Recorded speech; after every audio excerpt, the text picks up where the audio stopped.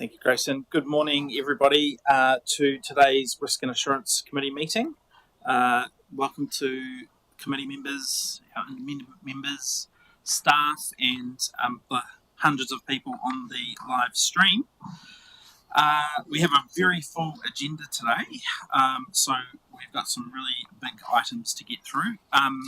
Just a couple of things to note. So I have independent member Jenny on Zoom. And we also have an apology from Councillor Mike Barker. I will move that we accept the apology from Councillor Barker. Moved by, thank you, seconded by Mayor Burney. All in favour? Thank you. We have no late items. Any declarations of interest? None. We will confirm the minutes from our last meeting, so I'll move that we accept the meeting minutes from the, as a true and correct record, I think it is, of the Risk and Assurance Committee meeting of 11th of February, including the public excluded meeting minutes. Do I have a seconder for that? Thank you, Councillor Fox. All in favour? Thank you. And then I'll just also move that we accept that all the reports in today's agenda be received and noted. If I have a seconder for that. Thank you, Mayor Burney. All in favour on that? Thank you. Any against? Hopefully not. Excellent. Well, we are going to crack straight into it. We are going to aim to try and finish today's meeting by about 12:15, 12:30, so that we have a break before we get into workshops. But we will start with item 5.1, which is our risk appetite. We'll invite Catherine and Ashley up to the table. So, members, you'll be aware that Council has recently had a workshop to discuss the risk appetite statement, and it was a very constructive process and came on the back of a process to also survey the views of the table. Overnight, we have had some correspondence from one of the councillors that's not a member of this committee, raising some matters in terms of the risk appetite statement. My thinking on that is that we, although there's some matters in there that are usefully considered, that we have a little bit of a challenge in that we've had the workshop where we've taken all the views of, we've heard all the views of the collective group.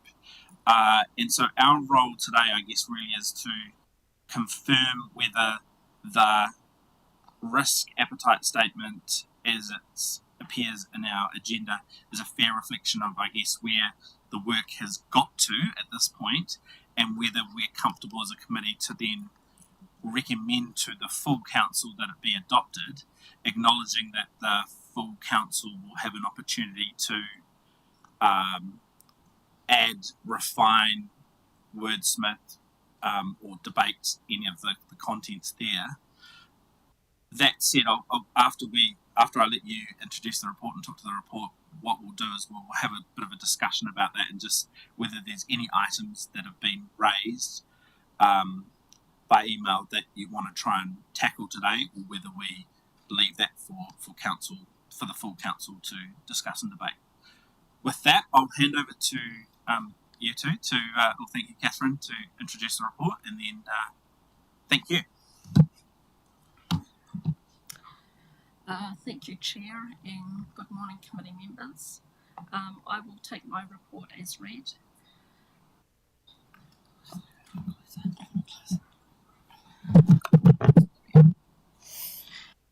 I just want to start by acknowledging the effort that's gone into the risk appetite work from both elected members and from council officers.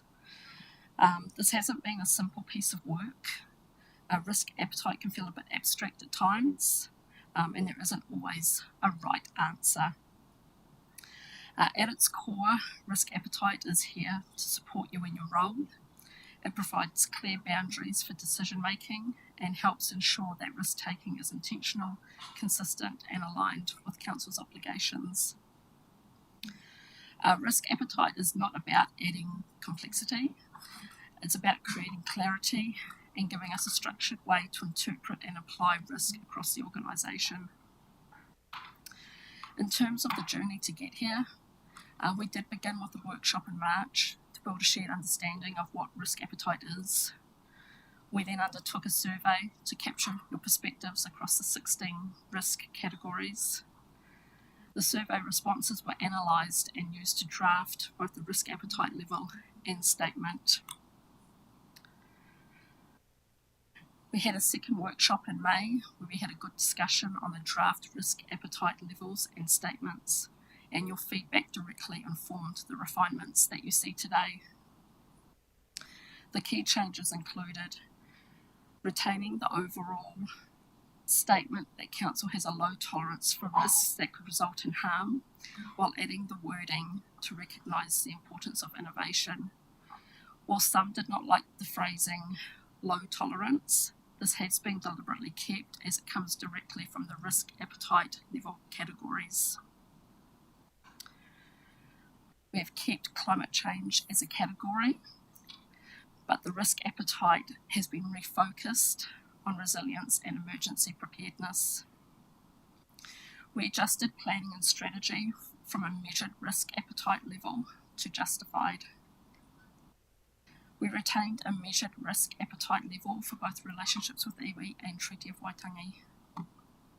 We retained service delivery, essential lifeline services at a conservative risk appetite level, but with a clarification that this does lean towards adverse.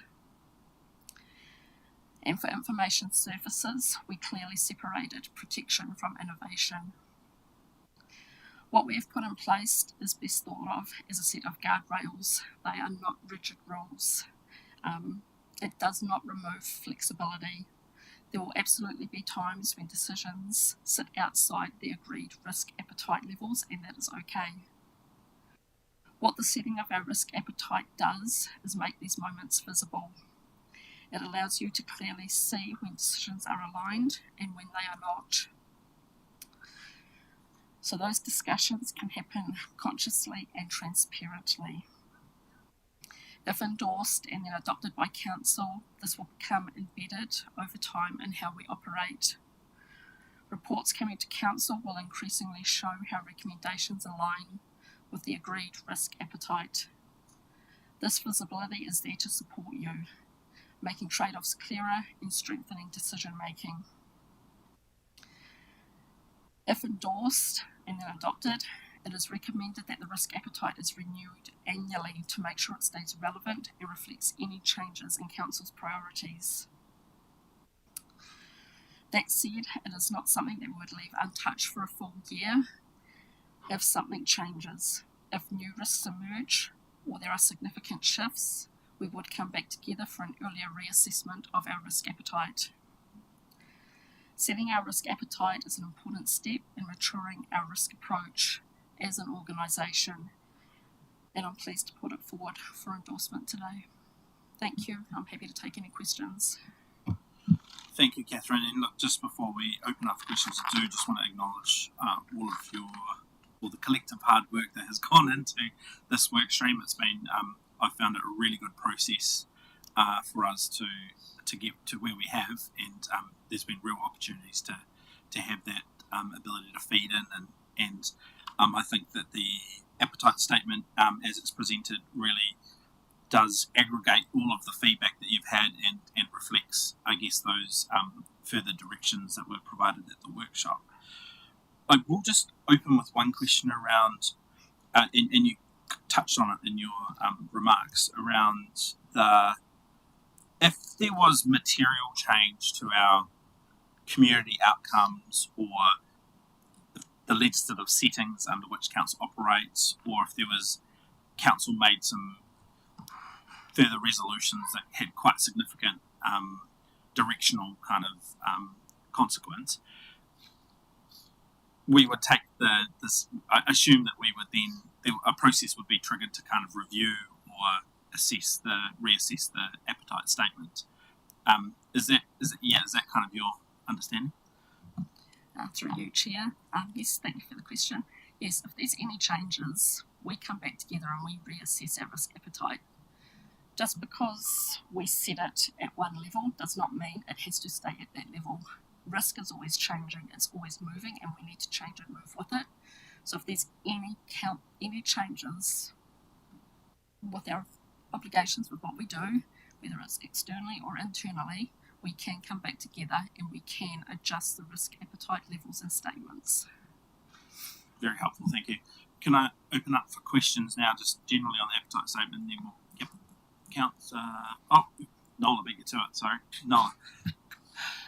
Thank you. I reiterate the amount of work in here, and as a newbie it was a really interesting exercise to make sure that we're coming in on that governance level focus, which I found very interesting, and my question was going to be similar, just to confirm that in this lovely environment we have of multiple reforms, that the reality is that we will be back at looking at this again at some stage when we continue to get more and more clarity with what's happening. So thank you. Every time I wrote my question down, I'd go further down the report and it would be answered. So I find that with most of the council reports, so they're very, very good. Just carrying on from Councillor Jennings' point, from a practical standpoint, if we were to change the risk appetite and the settings, what's that process? How long does that kind of take? Because we only see the front end of it, not the back end. If we had to change that, what's that process look like from, hey, we want to change this, to when it would physically change, if you know what I mean? Thank you for your question. So at any point in time where you feel that the appetite is set at a certain level, but you want to make a decision that might be outside of that, you can do that. It can come to the table and you can make a decision that falls outside of that. It's just around noting that there is an appetite and you've gone on either side of it. In terms of actually updating the document and doing that, you'd provide guidance to Chief Executive or the Mayor around that you want to do that, and we can start that piece of work. In terms of how long, it's around coming back to a council meeting and making a decision of change. So it could be to the next council meeting, absolutely. So it wouldn't be the same process that we've gone through, specifically if you were just looking at changing one appetite versus the entire appetites within the document. Thanks. I just want to reiterate what other people have said, that I think it's an excellent piece of work. You've done really well. You've gone into depth, and don't lose sight of the fact that this is actually part of your decision-making toolkit. So you're going through reforms, you're going through a lot at the moment. You've got something there that's going to also help provide some guidance as to the risks, and as Ashley said, some things might be outside it.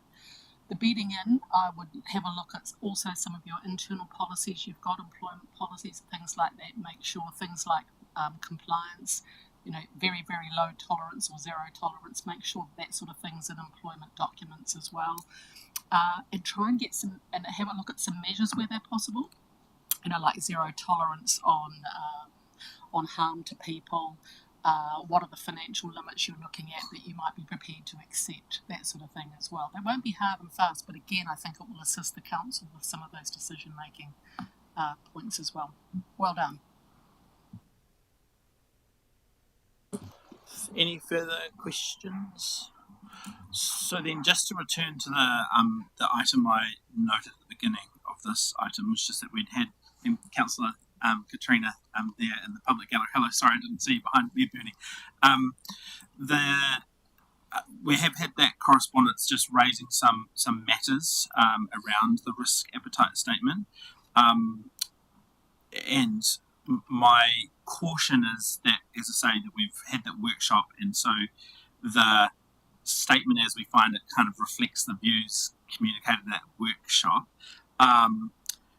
So there was, I guess, a number of elements that raised in terms of the some definitional things around core, non-core, and whether that's appropriately reflected in the essential lifeline and the non-lifeline services. I'm probably comfortable with that, where that sits in terms of the language that we're using.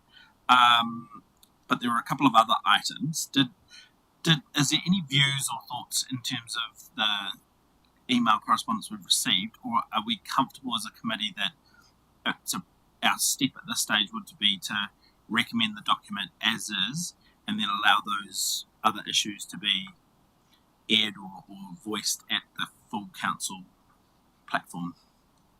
Is there any thoughts or views on that? Maybe. I'm comfortable where the risk appetite statement sits at the moment. I believe there are other documents where the matters raised by Councillor Katrina may be better served in terms of being part of other discussions around, especially, our engagement framework and even our community wellbeing framework. Those, I believe, better suit those sorts of conversations around what is calling on. Risk appetite to me is about understanding the risks that council want to do. So it's a framework to be able to make for better decisions. It doesn't necessarily need to detail how those partnerships, relationships might actually be, work out. I just think there's other avenues for those discussions to be had. Thank you, Mayor Bernie. Nola. I can accept the words used, confronting and being life, and my brain's gone dead for the second one. But I think that it's that high level governance, and we're coming from that directional guidance point of view where you actually have to make the hard decisions as to is somebody's life and that at risk in making these decisions. So I can live with the language, even when I first read it was a little bit confronting, but I can understand the reasoning behind it. Thanks, Nola. What I'm hearing is, I guess, a level of comfort with where the statement sits in terms of the content, and that we're comfortable as a committee to recommend to council that it be adopted, but acknowledging that there is that opportunity at the full council table for items to be further discussed or refined if there's consensus to do it, but that around this committee we're comfortable with where the language and the direction sits. Is that all right? Well, on that basis, what I will do then is I will move the recommendation B and C. So that's on page 8 of your agenda. So I'll read that out. That the Risk and Assurance Committee endorse the risk appetite statements and recommend to council for adoption. And C, that the Risk and Assurance Committee endorse the change to section 3.1 risk appetite in the risk management framework and recommend to council for adoption. Could I have a seconder? That's seconded by Councillor Nola. All in favour? Any against? No. Thank you very much. Thank you, Catherine Ashley, who already disappeared. Much appreciated for that work. We will then now move to item, sorry, I'm a bit disorganised here. 6.1, thank you, Nola. That's our Health, Safety and Wellbeing Quarterly Report, January to March 2026. And I'll invite Tanya and Ashley, you're going to join us again. Thank you.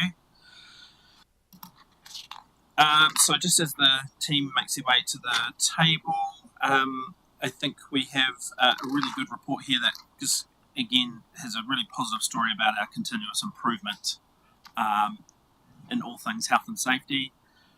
I do have some questions for you around the threatening behaviour trend, but I will let you introduce the report and headline any other items you wish to. Thank you, Tanya. Thank you, Chair and Morena councillors. So the first quarter of 2026 has produced a positive report which accurately represents health, safety and wellbeing engagement across our council. The leadership engagement has been demonstrated in training uptake in this to support our team's confidence when using our new health and safety and wellbeing platform. and ensuring that all of our reports that have come through have over this quarter been completed a review within that time frame. So that has shown that consistent approach to looking at what has occurred from our reports and then feeding that back through to ensure that awareness improvements happen. New staff inductions, they continue to be the first officer engagement with the safety and wellbeing team, supporting Kaimahi to be confident and assured that their safety is important to council. This is a very important part of our team's work.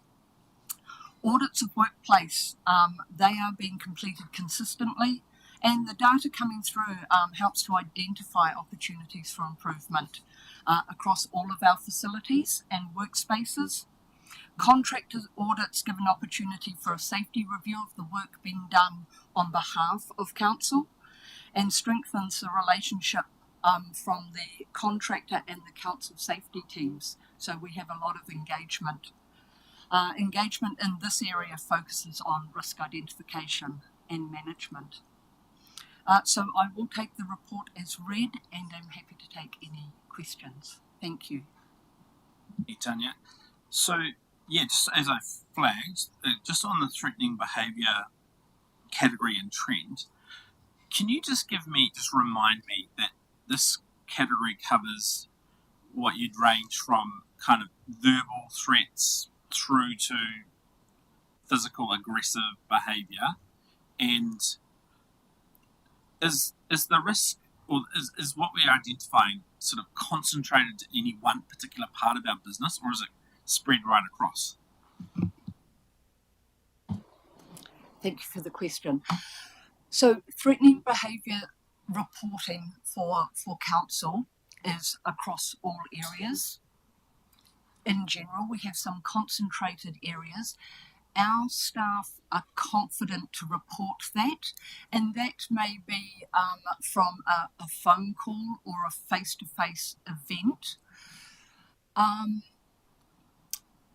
A lot of them, and this is where our new platform will start to show better data, comes from actually members of the public having a ding-dong or an argument within our public spaces, and our staff support to manage that, to de-escalate, to reduce whatever risk there is in that event.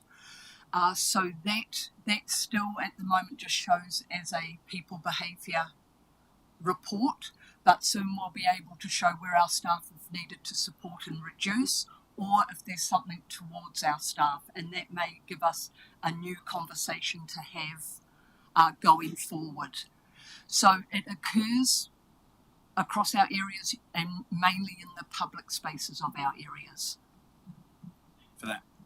Any further questions, comments, observations on the report? We've got Nola. Page 57, it was just a curious thing that the contractor health and safety reporting was showing really significant drops in except except for Green by Nature. And is that possibly just staff turnover and them having to upskill into health and safety? Or do you have any reasons of understanding why they're suddenly on an upward trajectory when they were actually had dropped right down? Thank you for your question. What we would note is that specifically with Green by Nature, they are really great at reporting, and so where there are their slip, trips, falls, etc., they will be reported, not just those larger incidents. So the 4 to us isn't concerning by any means. The 4 to us shows that there is a good reporting culture specifically within that Green by Nature space. So when we do look at our data and do the analysis on it, we would be more looking to have the conversations with those where we're seeing 0 versus 4, because that is not, it may be correct in being 0, but it is a space where we're saying, do your staff feel confident in reporting where something has happened? So to us, the 4, you're really happy to see that, but they are, from Green by Nature point of view, really great at that reporting. Me, Bernie, before I get to you, just a note to the committee and anyone on watching, just staff are dealing with a high priority matter at the moment. So you might see some staff coming and going. Just that's just what that is. And so we're joined by Nikki Brady as reporting officer. But just to give you that heads up that that's why there's people coming and going, if you were wondering. Mayor Burney. Thanks, Chair. This might be a dumb question, Tanya, but in the graphs around the incidents, you talk about risk. How do you define risk in those? That's the orange bar, and I'm particularly looking at the incidents within the civic building, because they don't seem to appear in much in the libraries or the pools. But yeah, what do you mean by risk? Thank you for the question. So risk in that civic data currently is things that have occurred and been reported through mainly local waters. So that may be, I know we've got a couple of examples of fences broken or damaged, areas where we have staff have reported a risk, a incident or a risk, and then fixed it at that moment.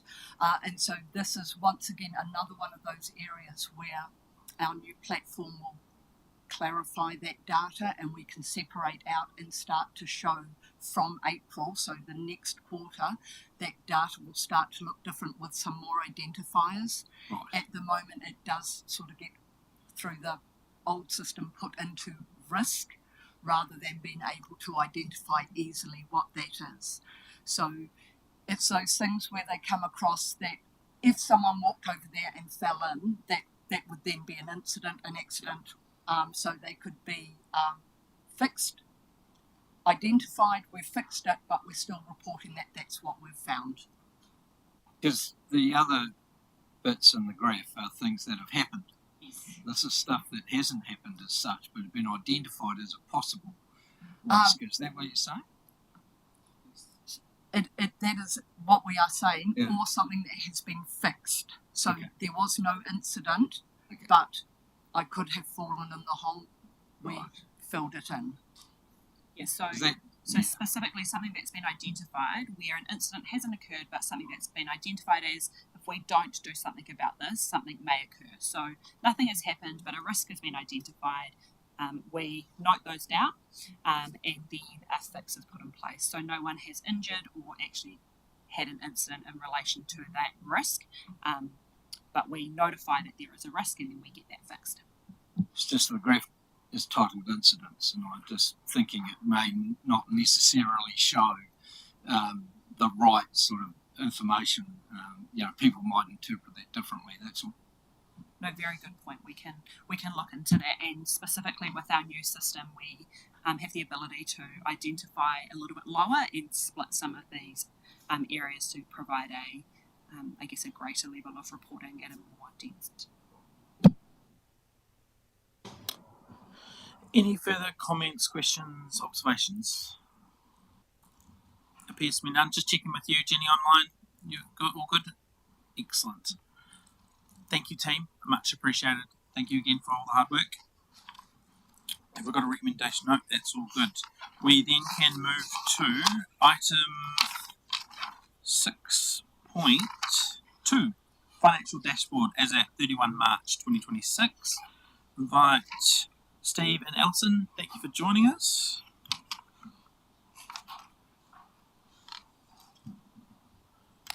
Over to you to introduce the report and speak to anything in terms of the dashboard.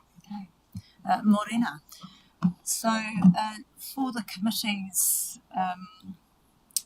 background here is that we are coming through this report. This financial dashboard is about risk and assurance. It's not about the performance of council. So it's very important that as elected members and independent members that you get an overall view of how we're tracking against our continuous improvement program. So that's that assurance piece, and also being able to identify what those risks are and what they might mean for financial sustainability over time. So In terms of this financial dashboard at the moment, there's some really pleasing things in the assurance space. So you can see from a continuous improvement journey that the management of debtors in terms of the overall rates, not the water rates, but the rates, that's come down over time. That's evidence that we're doing stuff to improve in that space. Also, you'll see that the operational expenditure is being managed very tightly, but there's also a risk being identified there, which is that we are relying on those 27 vacancies at this point in time to help with some of that operational expenditure. That's not sustainable long term if you want to be delivering the services that you provide to your community. So there's a risk that's emerging there in terms of that operational expenditure piece. So very good tight controls for this year, but just noting that moving forward we need to look at that. And also on the Treasury side, you'll see that there was we were at our peak of not fantastic Treasury in 2024. That's come back and a pleasing trend, but you'll also note that the interest rate that we are experiencing right now is reasonably low. So it's at the April month end, it's sitting at 3.8%, but longer term that looks to be rising. So it's just another one of those things that we need to closely manage our Treasury efforts to keep that debt at a manageable level and make sure that that interest in proportion to your revenue does not creep up above those percentages. Happy to take any questions. Thank you, Alison. So just turning to the dashboard then, which is on page 64 of the agenda. So just for anyone who's watching the live stream, but also for the simple members of the committee like me, looking at the tables there, in terms of the orange and the purple, we want the orange to be typically higher than the purple, otherwise it indicates a gap between what we are forecasting versus what we had budgeted, and so therefore risk. And so in the context of I guess three of the measures there, we've got the financial performance, development contributions, and net interest, where there is that gap. So that what the dashboard is telling us is that there's potentially some risk there in terms of what we'd budgeted and therefore what we're now forecasting. Is that, I've really simplified that, but yeah, you can hopefully correct me if I'm wrong. Thank you, Councillor Jennings. So it will differ whether it's on the operational expenditure side or the revenue, but you are correct that in terms of where the full year forecast, that orange bar on your revenue side is lower than your full year budget, then actually that's an indication of an upcoming potential risk for your next financial year, and also that the result that you get this year is not as favourable. We all know that the economy is a little bit hard at the moment for people, and so development contributions and fees and charges do tend to come down. That fees and charges aspect is being buoyed up by the additional refuse transfer revenue at this point in time. If I could just point out, there is actually an error in one of these charts, and if somebody can pick it up, you'll get a chocolate fish. However, in the capital expenditure, we have got a typo in the year-to-date budget. It hasn't affected any of the commentary in the report, but just to draw your attention that 77 million should be 47 million.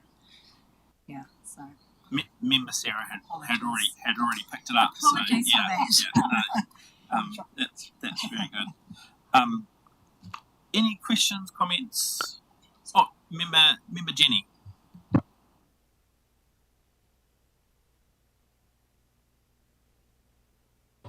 Member Jenny, we're not reading you. Good to see the commentary and sort of introduction to the report. It's really helpful. I'm interested. Can you hear me now?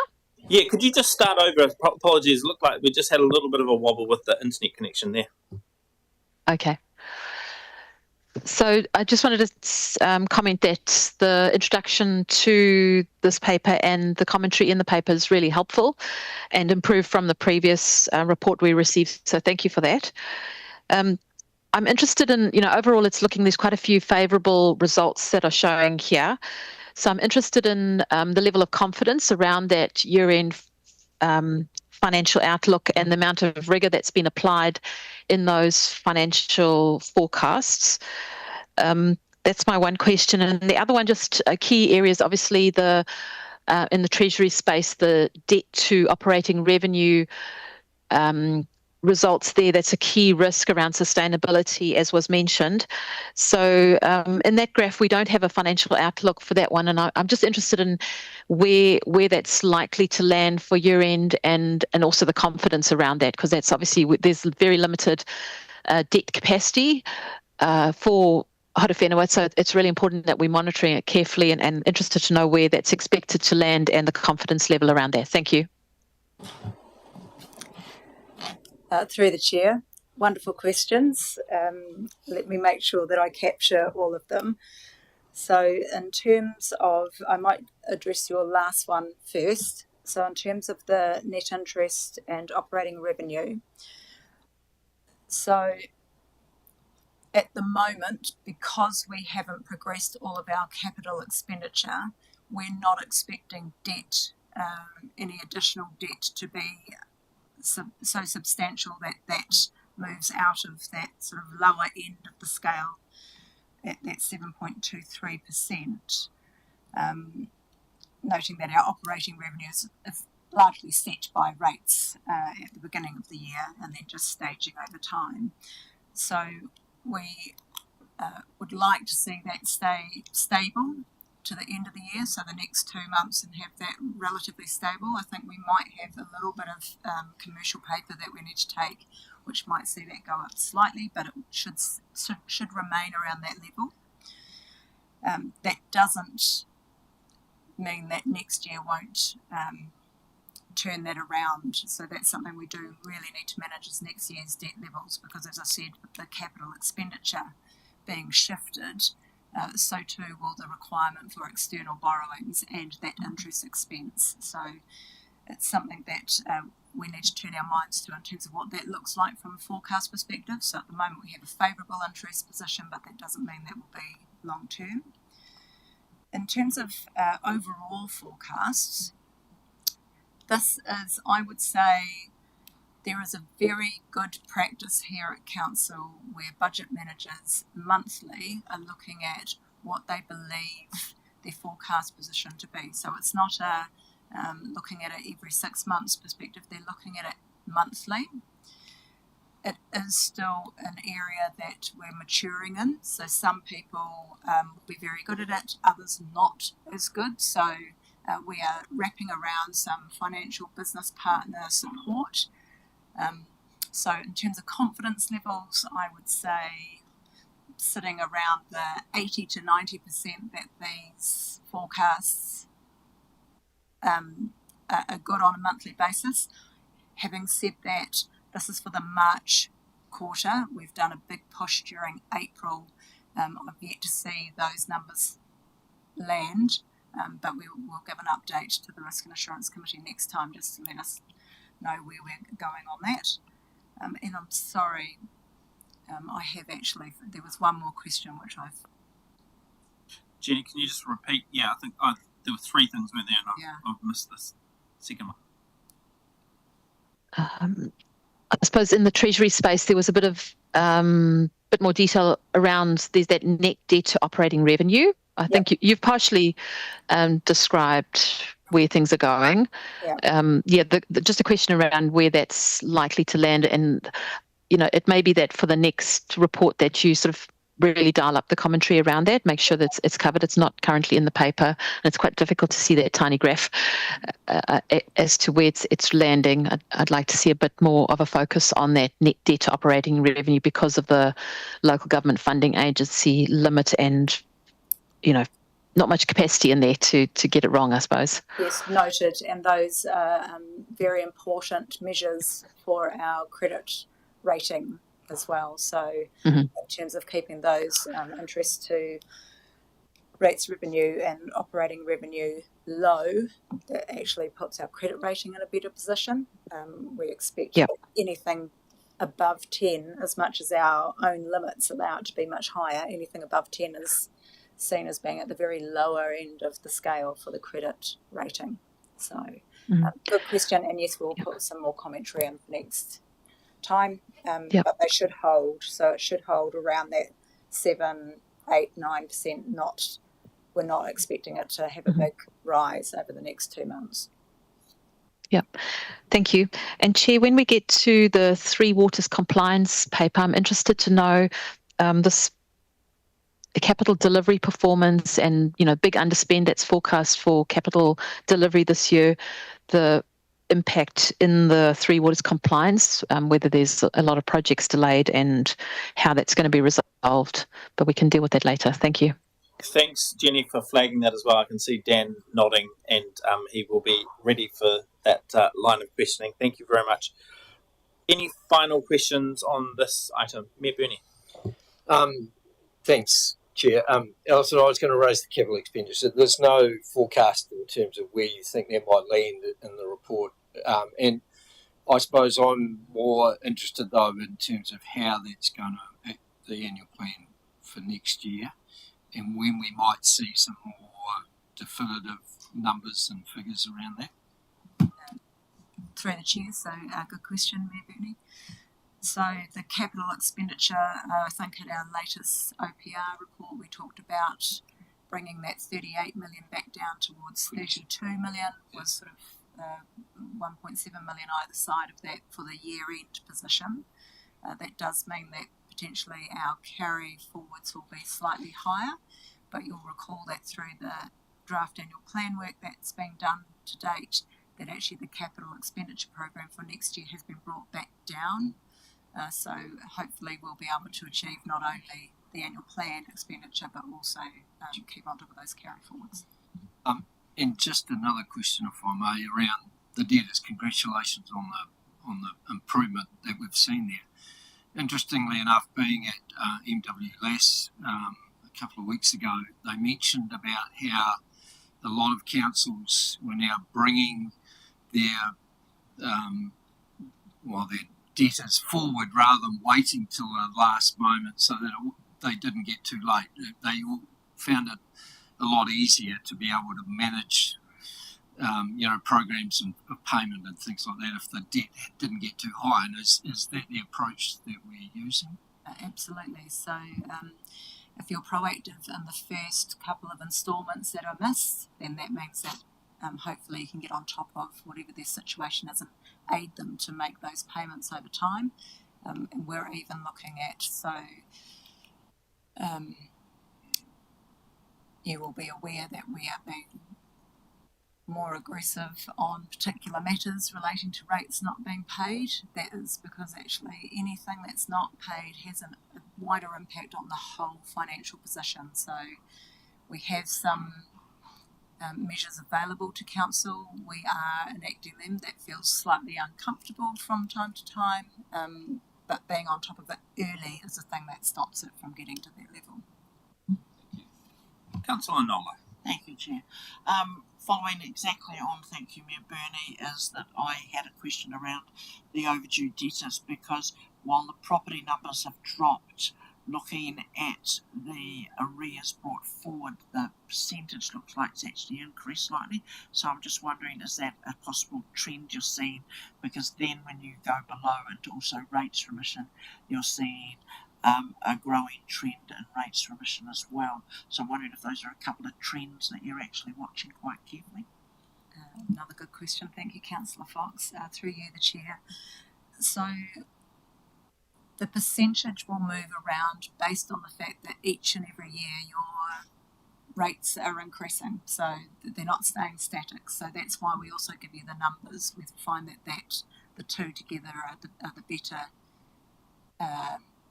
provide the better picture of how we're actually going on our debt management. It's not just about the underlying debt that's due, it's also about we're actually getting less properties owing money. So that's the reason why we show that. So the percentage movement is less of a concern for us than actually seeing that the number of people paying is in debt is coming down.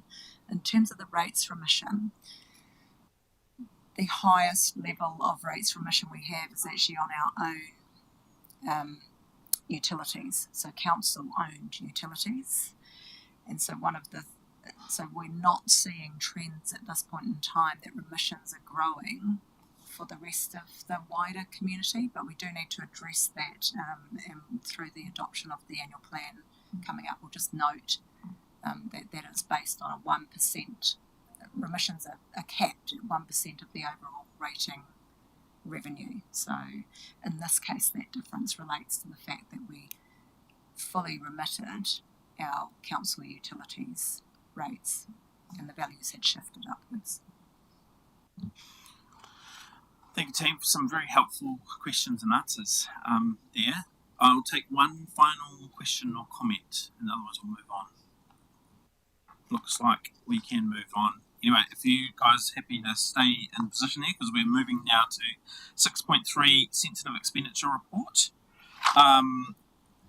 Again, this is pretty formulaic process, part of our regular reporting process. Is there anything you want to speak to or identify there?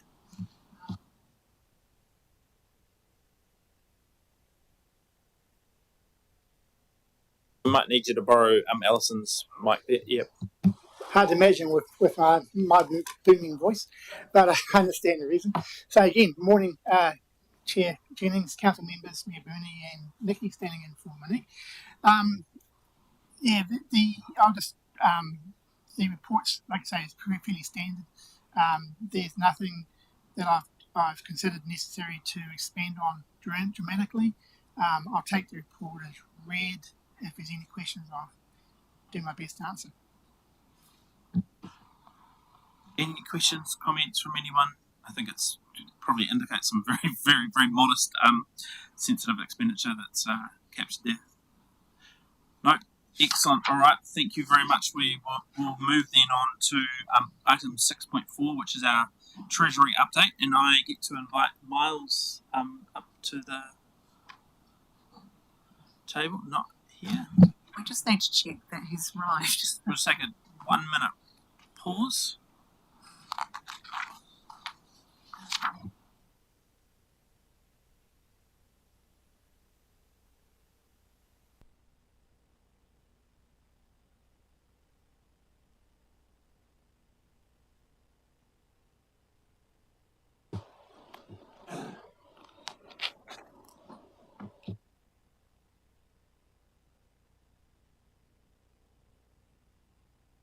What was your suggestion, Alison? I wonder whether we should do the fraud. Yes. That is sensible. So what we'll do is we will just... Hold on, we just need 2 minutes. Chris.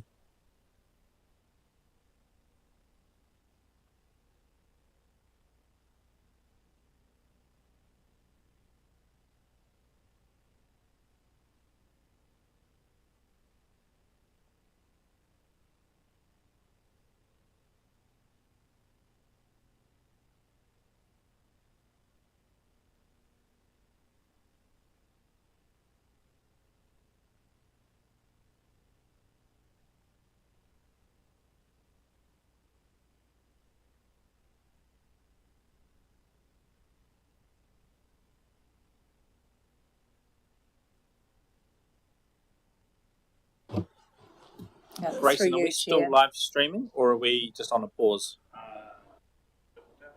We are still live streaming. Excellent. That's fine. I'll just update people on where we're at. So we were going to deal with item 6.4, the Treasury update, but we have Miles who will be joining us, but he won't be joining us until about 11. So we are going to have a change in our agenda. We're going to move to item 6.5, which is the update on the fraud risk assessment.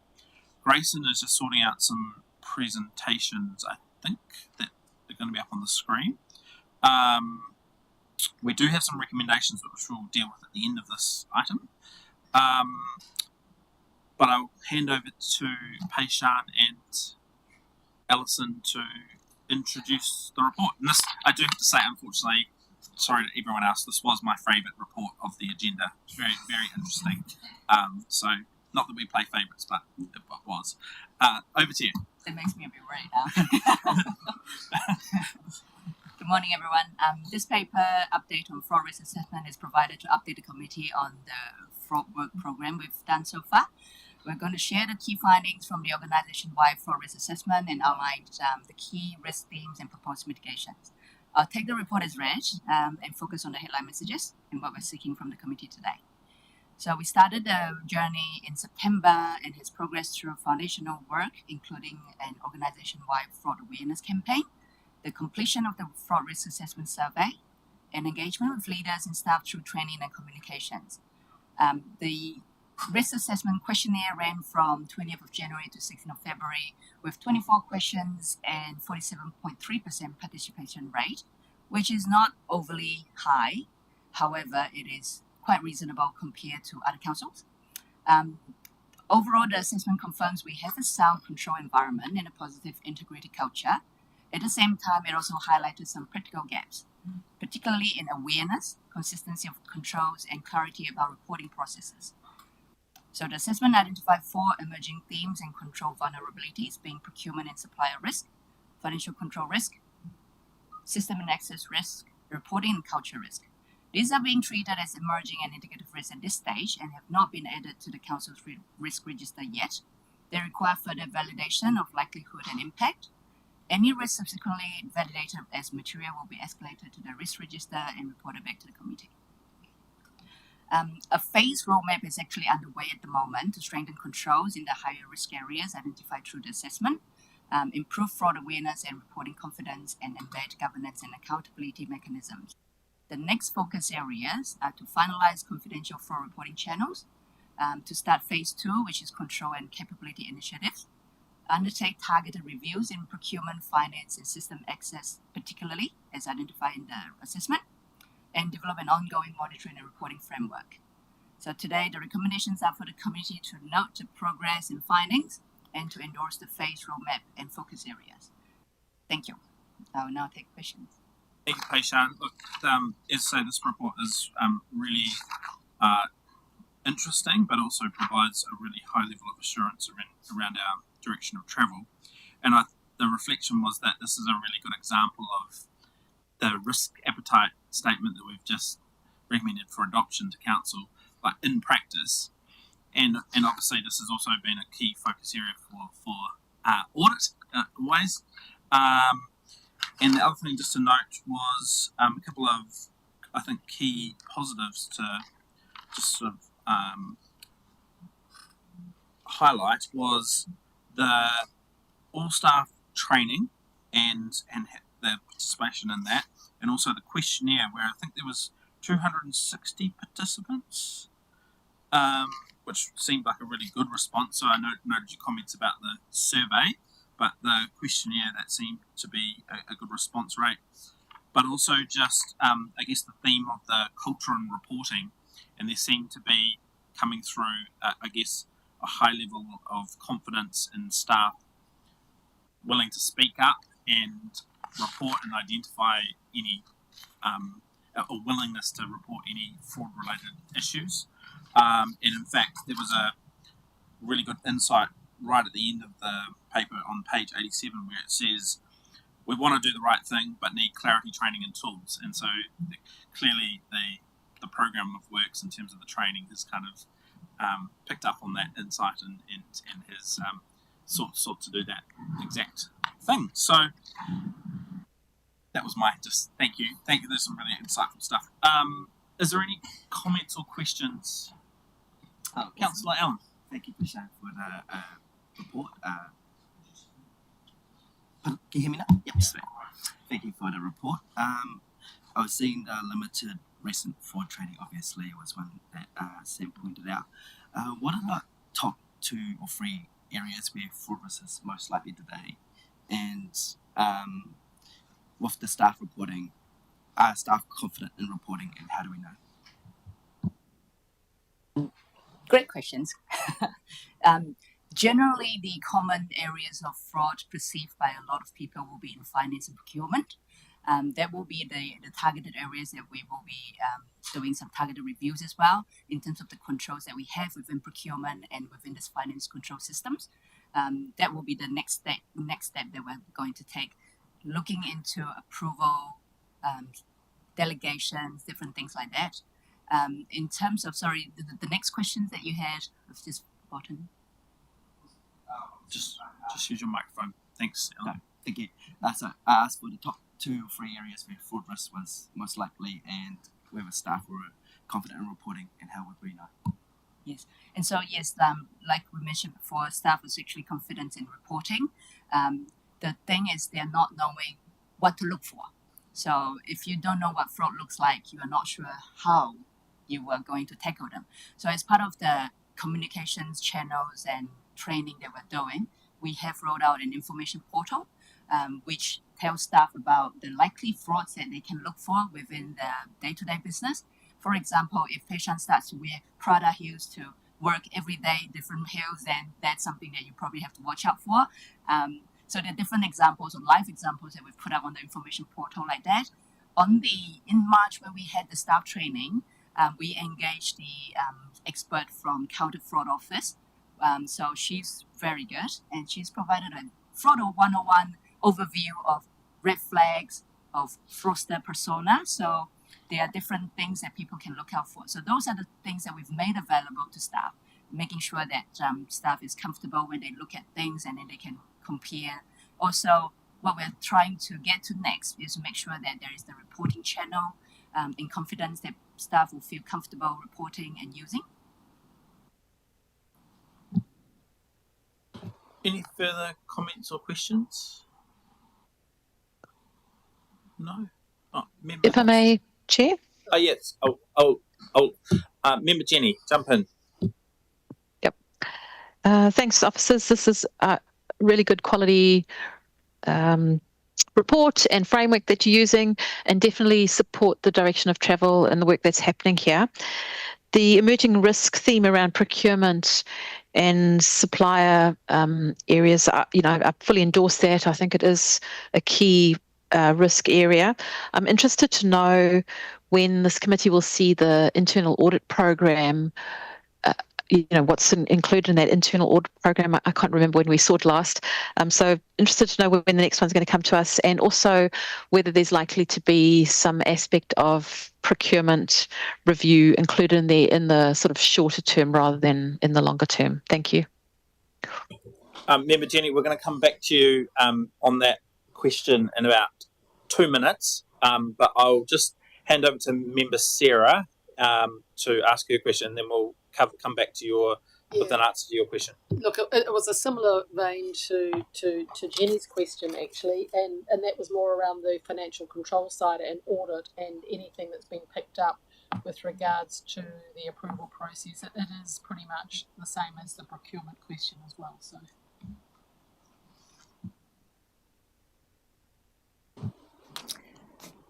So through you, Chair, I'll just respond to that last question. We've got a paper for the continuous improvement piece in here. I'm afraid I have to admit ignorance in terms of the internal audit framework at this point in time. I'll need to refer to a friend. But in terms of control environment, so since I've commenced in the role, I've noted a few things that needed some improvement. So certainly our bank approvals. I believe that council just recently adjusted the sensitive expenditure policy, and some of the credit card things have been changed there. So we are keeping an eye on any controls that seem where, particularly segregation of duties. So from my mind, that is the number one thing. You must have multiple people involved in a transaction to make sure that that level of fraud risk drops down when you're looking at the finance team in particular. I do know that from a procurement perspective, we have all of the right things in place. So the control environment itself seems very sound. The test is whether people are actually using the right processes. So that's a piece that I'd like to get my head around too. So in the procurement space, we do have procurement planning, we have tender evaluation, all the things that help conflict of interest declarations, etc. All of those are being adhered to. So Yes, as far as I can tell at this point in time, it's a great control environment, but I also need to get my head into that Yeah, space. and just acknowledging, I know that you mentioned when you were discussing the budget to actual variances and the number of positions that were currently open. Of course, people will often look for workarounds and things, and if you haven't got sufficient people in place to actually undertake a lot of those control points.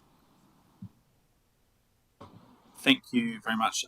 Nikki Brady's just going to speak to the question, answer the question that Member Jenny raised around the internal audit program.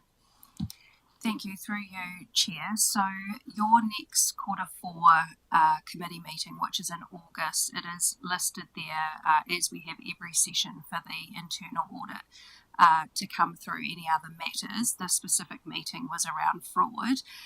I'm comfortable to commit that given the focus around procurement and those matters that have come up through here, that we can work in with the finance team, given that's the next area of focus, to look to bring back for that August meeting a deep dive into those specific areas. Procurement in particular sits within the business performance area, of which Ashley is the leader for. So if that's of specific interest, to tie that back to what's been covered here, I'm happy to take that lead from the committee. I think I'm seeing nodding around that. We, as part of the next meeting, we had intended also to have covered of the PwC tax audit. So that was going to be the focus of that. But based on what Nikki has discussed, is everyone comfortable with that approach? Okay, excellent. Thank you. So is there any further comments or questions on the fraud risk assessment? Noting we do have 4 recommendations to consider and hopefully adopt. Any final? No? All right, well then, on that basis, what I'll do is I'm going to move B, C, D and E all as a block, unless there's any discomfort with that. So I'll read those out. B, that the Risk and Assurance Committee note the progress of the fraud work program. C, that the Risk and Assurance Committee note the findings of the fraud risk assessment. D, that the Risk and Assurance Committee note Appendix A fraud risk assessment data visualizations. And E, that the Risk and Assurance Committee endorse the phase roadmap and focus areas. Could I have a second? That's seconded by Councillor Allen. All in favour? Any against? Fantastic. Thank you very much. Much appreciated, Peishan and Alison. So then we will now go back to item 6.4, which is our Treasury update. So sorry, I'll invite Steve and Alison back to the table. And Miles, thank you for joining us.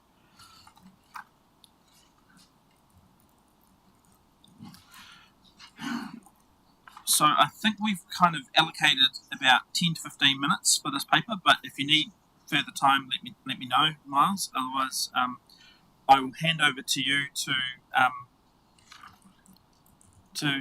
speak to the presentation, which Grayson is now bringing up on the screen. Nice to have you back.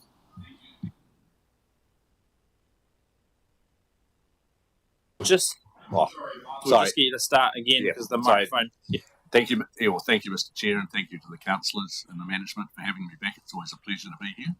Perfect weather in Levin, as usual. The windmills weren't even going in Palmerston North yesterday. I'll just wait for the presentation to come up.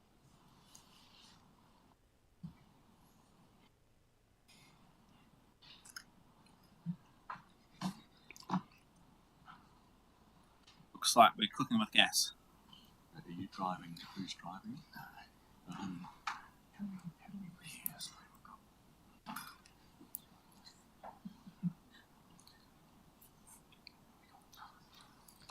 So that's just that one. Yeah. I'll go through this. I'll skip parts of the presentation because it's what I'm going to use also this afternoon when I'm talking to Steve and Alison. So, boy, where do I start here? This is the New Zealand, the US, and the Australian 10-year government bond yields. Now, what those yields do is they are sort of, well, the US 10-year bond yield, which is the one in black, the one in red is it's the global benchmark for long-term interest rates. And you can see there, that's the start of the conflict. So actually, I'll just go back one to, for New Zealand, you can see we went up sharply. Australia did, but also New Zealand. Now, that ironically there was November when the Reserve Bank cut the cash rate to 2.25%. But bond yields went up. And the reason for that was that while they said that this is, they're cutting the cash rate, they indicated quite strongly that that was the end of the easing cycle. So the markets did what they normally do, and they started preempting the end of the easing cycle and pushing up interest rates. Now, I'll show you the OCR later on and how that relates to longer term rates. But look, since the start of the conflict, I mean, these rates have they've gone up. The US 10-year was at 392. We're at about 460 at the moment, which is a very big move up.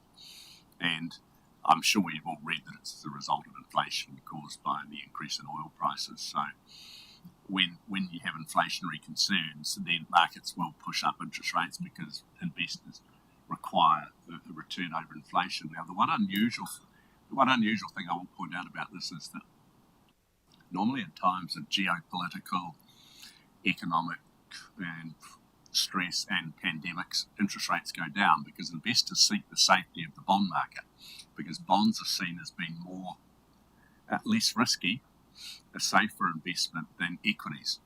And so normally in times like we've just experienced in a conflict or war, rates will go down. When bond rates go down, the important thing is that increases the value of the bond. So it's the opposite to equities. So just remember, when interest rates go down, your bond portfolio increases, and you'll see that in your KiwiSaver. This time it's different because the problem is the increase in inflation caused by the oil prices. So normally these other conflicts don't cause inflation so much, but this is different because it's happening in the Middle East and because of the flow-on effects with inflation. Because as we've read, I mean, inflation is endemic, and oil prices just encompass so much of what we do. So the transportation cost, not just the price of filling up your tank. So when's it going to end? Well, I don't know.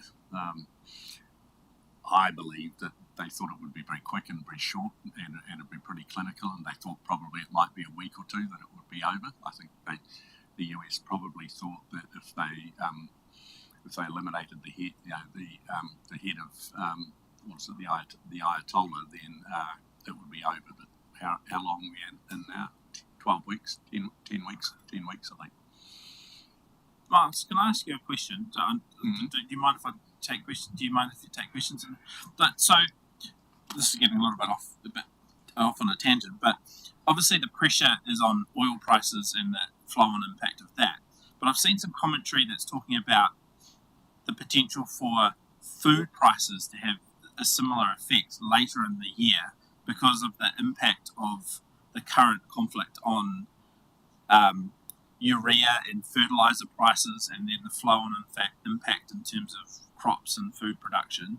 And so the suggestion is that actually there's going to be a further kind of wave of pressure towards the end of the year with food prices, which will have an impact. Have you seen anything like? Are you able to speak to that? Or is it... I'll show you a chart later on.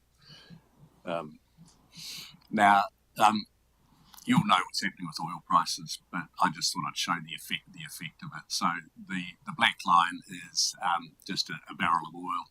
The red line is jet fuel prices, and the blue is Singapore gas oil. Now you can see that normally the jet fuel prices and the gas oil prices trade a little bit above where a barrel of oil is, but you can see they went up massively, and that's called the spread between the barrel of oil and the gas oil and the jet fuel. That's because of the refining costs and the problems of getting it to the refinery, the jet fuel prices. So that's why, and also the cost of refining, because it's not just a barrel of oil.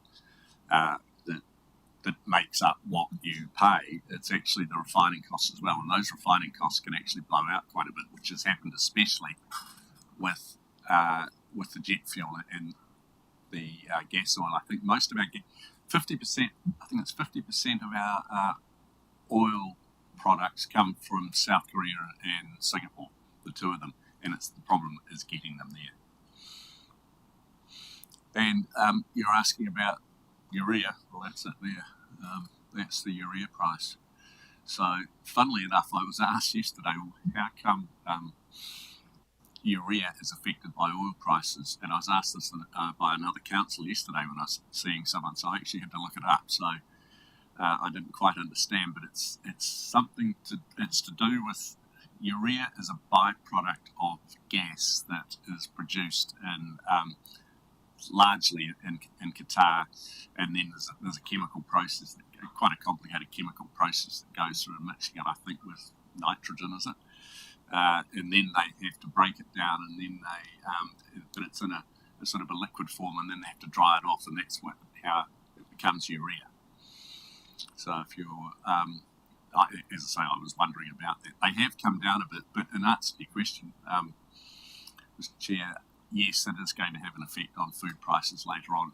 And it could have quite a significant effect on food prices.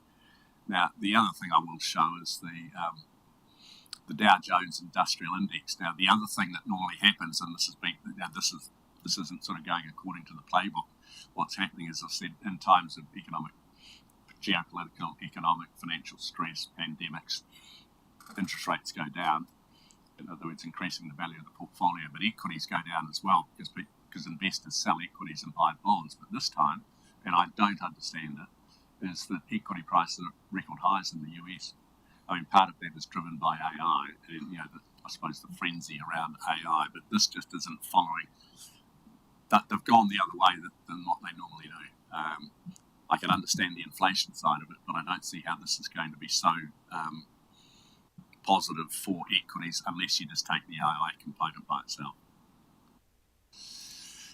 And this is the problem, is inflation. Now, New Zealand's in the black. Now, we're at 3.1%. The Reserve Bank thought that this would be the high for this inflation cycle. The Reserve Bank are mandated to keep the inflation rate between 1 and 3%, and with a focus on maintaining, on getting it, on having it on average at 2% in the middle of the target band. They are now projecting it. The latest projections are that it will be somewhere in the early 4s, 4.2, I think. The 4.4 was the latest, whereas they thought it would be coming down by now, and by the middle of next year they thought it would be at 2%. Well, it's not going to be there.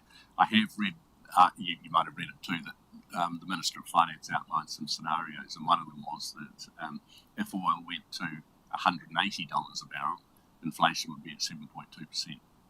I don't think it'll get there, well, unless the conflict really expands and goes on and escalates. But and I'll mention this again later because I'll show a couple of slides first. Now, these are the projections for the official cash rate. So what this is what the markets are projecting. So they're saying that by July, the rate will be at 250. By September the 273 is implying a 92% chance that it'll be at 275. Will be at definitely at 3, well, it's implying a 100% chance it'll be at 3% by December, and it's actually implying a 40% chance of 325. And then by the end of the forecast period here in August, it's 364, which is saying it'll either be at 350 or 375. Now, these are a good guide. They're a wee bit misleading sometimes because they're based off swap rates. So it's not an exact science here, but it's probably the best there is in the absence of anything else. Oh, sorry. The thing that sticks out for me on that is the increase in New Zealand is far greater than the increase in the USA and Australia. Is there any particular reason for that? I think part of it is our isolation, and we're probably more exposed to these increase in prices because there's a greater transportation cost associated with New Zealand. The other one is that I know this is a public meeting, but I've said it before. Problem with New Zealand is that we were the highest, but prior to the easing cycle, we were at 5.5%. And then, because of my view is, and I think a lot of people's view is, that the Reserve Bank kept the cash rate too high for too long, and they didn't see the problems that the economy was going to have in 2024. I mean, in May they said it was going to 5.75 or 6. By August they were cutting, and I think maybe we left it too high for too long. We had to ease very, very aggressively. You can see how much we came down, so maybe we came down too far. Yeah. Now, before the conflict, the markets are projecting that the cash rate would be at one hike, 2.5% by the end of the year, and that forecast period that I've got there, 3.64 was 3%. So that just shows the effect of the increase. Now, these are the financial markets projections. What I would point out is that the bank economists, so individual bank economists, also have projections as well. ANZ is saying that we will have 3 hikes this year, and that will do it.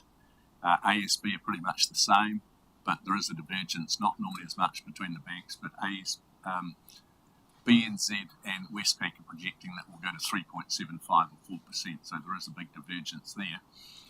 The one that's maybe a wee bit cloudy is the October one, because there's normally a convention that Reserve Bank doesn't alter monetary policy within 6 weeks of an election, so that may not happen.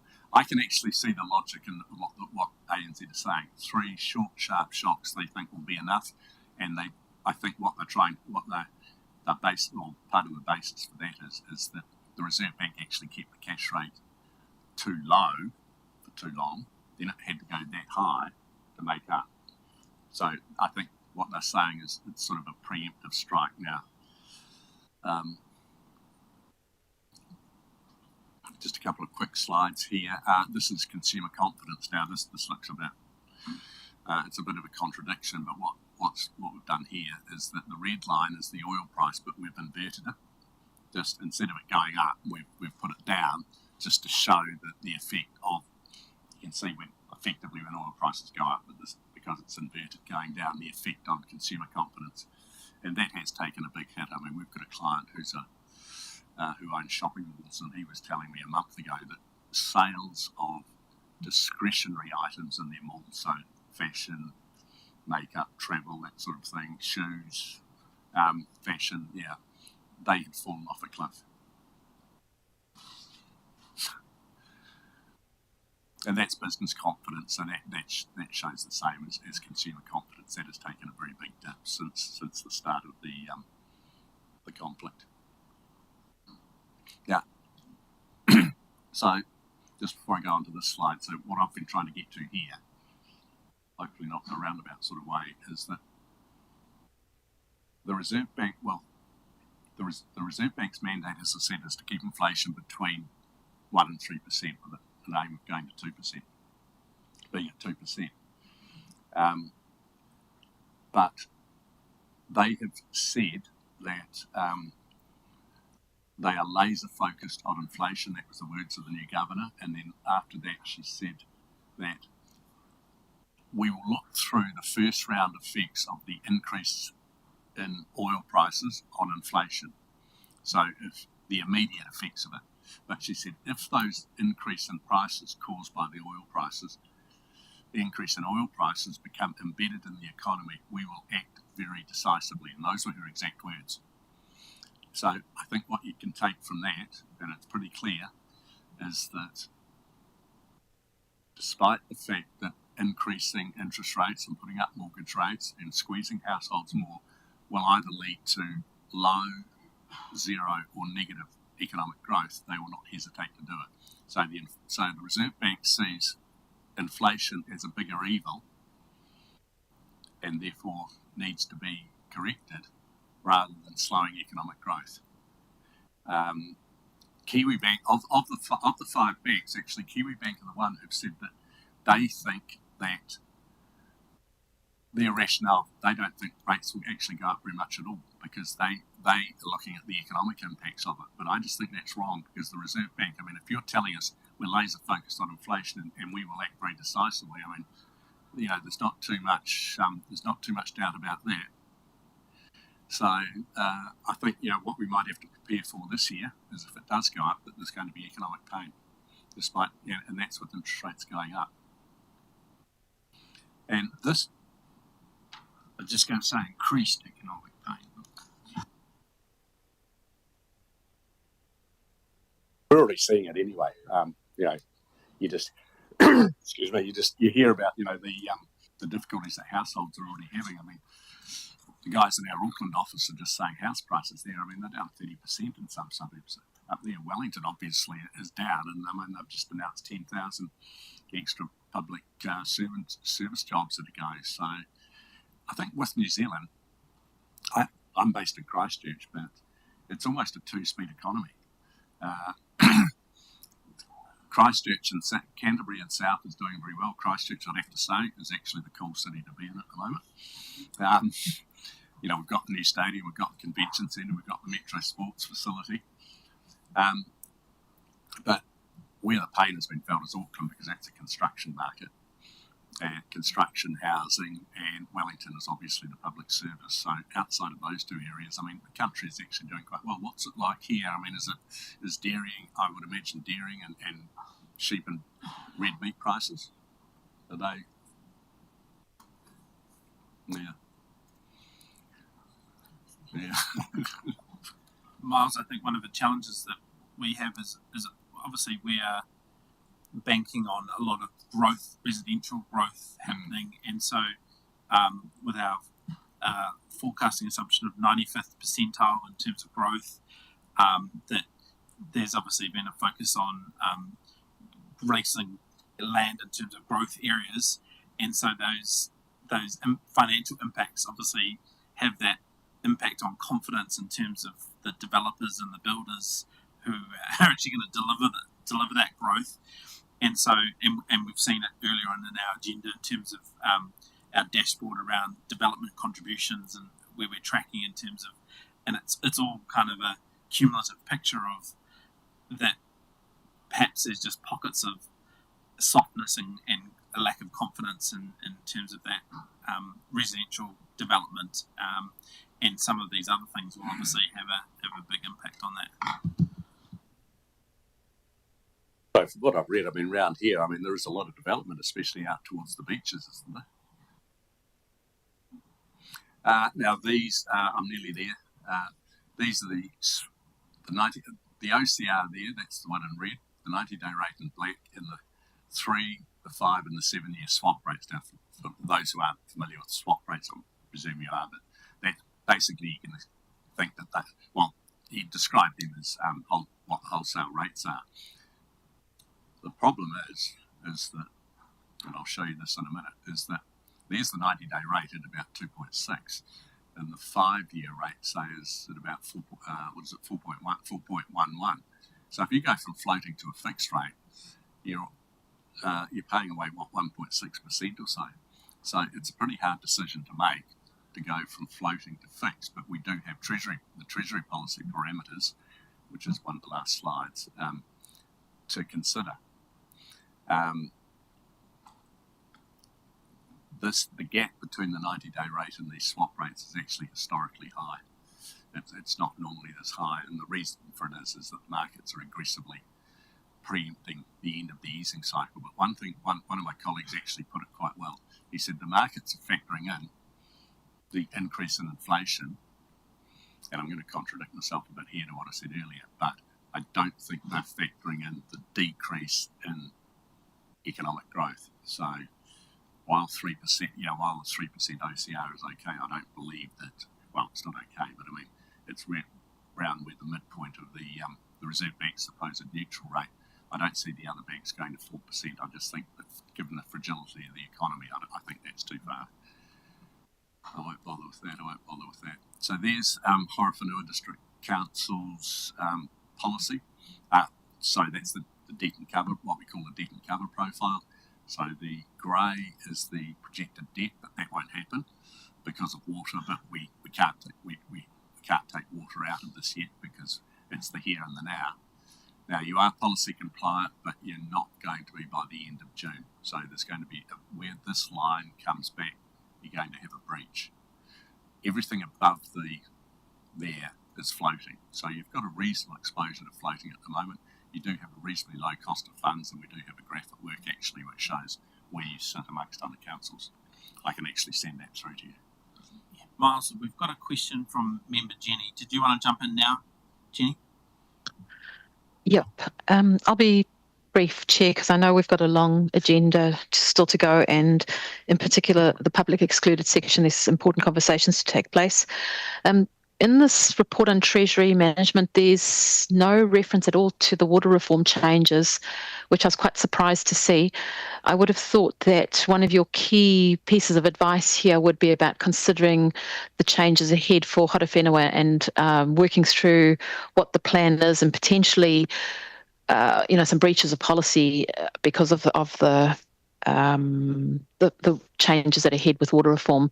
So, interested to know what is actually happening and why isn't there any, coverage of that topic? So what we're doing now, what I'm showing here now, is where your debt and cover is right now. It's not looking forward. We're not absolutely sure at the moment about how the transition from water being incorporated into the council debt goes, how it will transition to the new entity. Now, you will lose about, is it 40, 50% of your debt? 30 something at this point. 30? Yeah, wonderful.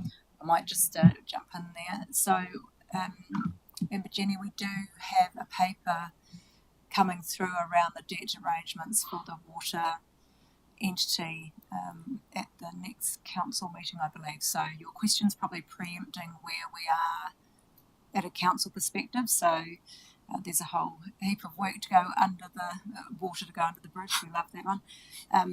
Before we are able to have this particular conversation, just wanted to note that we have been planning for what that looks like post water's transition.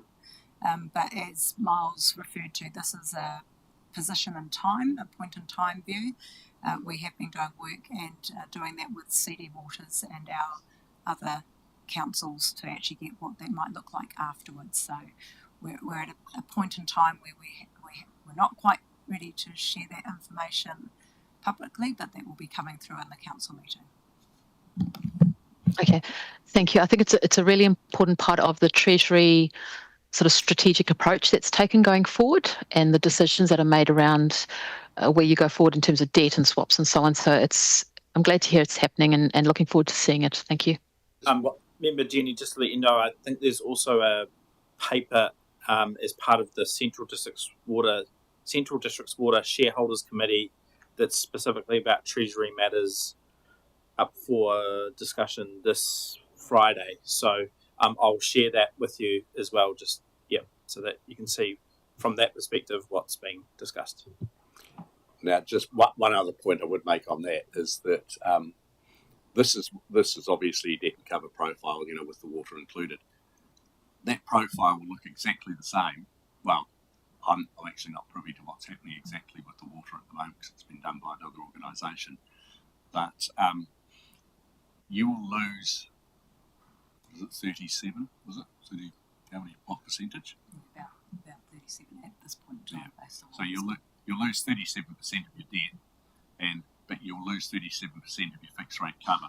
So this graph will just go down proportionately. So as far as you sit with, because these where I'm putting the line here now is where your fixed rate is. So that will all go down proportionally. So that picture will only change, the numbers will change, but the actual profile won't change because you will lose 37% of your debt, you'll lose 37% of your interest rate swaps. And this is the bit that I don't like. If we were to, and I'll be talking to Steve and Alison about this later, to rectify this policy breach so we don't report a policy breach at the end of June, we'd have to do these two interest rate swaps. And they are at rather high rates. But it's just it's a function of where interest rates have gone. I mean, we didn't project that they would go this high, back in the end of February, because we didn't know the war was going to break out. But there are other ways that we can actually do it. I will be discussing that with them. And that's your debt. That's the maturity profile of the debt. Now, there is your cost of funds. So you're at about 380 at the moment. Is it 384 or 380, I think? So the projected cost of funds will go up, and that's the red line there. That is the increase in the floating rate. So you can see that the floating rate goes up very quickly and sharply. Your cost of funds doesn't. So that just shows the benefit of the interest rate hedging that we've done. Also, you're a wee bit of a victim of your own success, because we're going to be losing lower price debt that we put on 5 or so years ago. So unfortunately, I'll finish on a bad note, but that is just.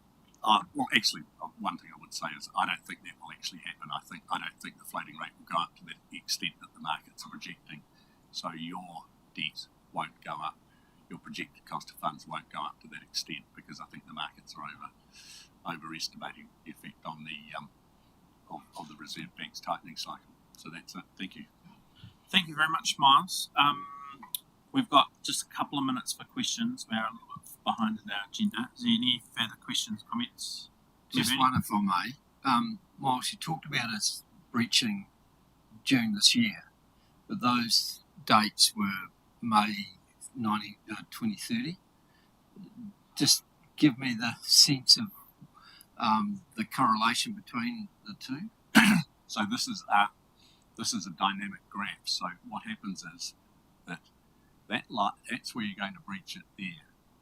Now that line is just okay at the moment, but it's because of time erosion. That line, everything goes back a month every month. So it's a dynamic graph. So what we say is that the exposures that you've got that are in the 4 to 10 year time frame, which is here, which has a zero minimum, they will go up. That's 20 or 25%, one of the two, and that's in the 2 to 4 year. What is now in the 4 to 10 next month, because of time erosion, will come back into here. Right. Okay. Yeah, I get it now. Yeah, thank you. Thank you, Mayor Bernie. So just members, this presentation will be uploaded to the portal as well, so you can delve into it a little bit deeper if you need to.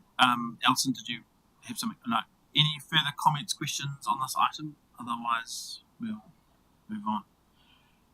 Thank you, Miles. Appreciate it. And it sounds like you got an interesting conversation with Alison and Steve this afternoon. As always, great to hear from you. Thank you very much for the presentation. And when we go away and reflect, and if we've got any further questions, we'll annoy the team and you further, if that's all right. Council members, we have just recommendation B on page 67. So I'll move that the committee notes the Bancorp Treasury Reporting Dashboard as at 5th of May 2026. Seconded by Councillor Nola. All in favour? Excellent. Any against? No, fantastic. We will then move now to item 6.6, which is our audit plan for the year ending 30 June. Invite Clint to join us up at the table. We've got Alison as well, thank you. We are quite a bit behind in terms of our agenda, and so this is just my plan. We're going to spend about 15 minutes on this item, and then we've got a couple of other small items, and then we've got 15 minutes probably on the Three Waters matter, and then we'll go into public excluded, and I'll make a bit of a adjustment to the agenda there. But welcome, Clint. Lovely to have you with you. Lovely to have you with us. Over to you.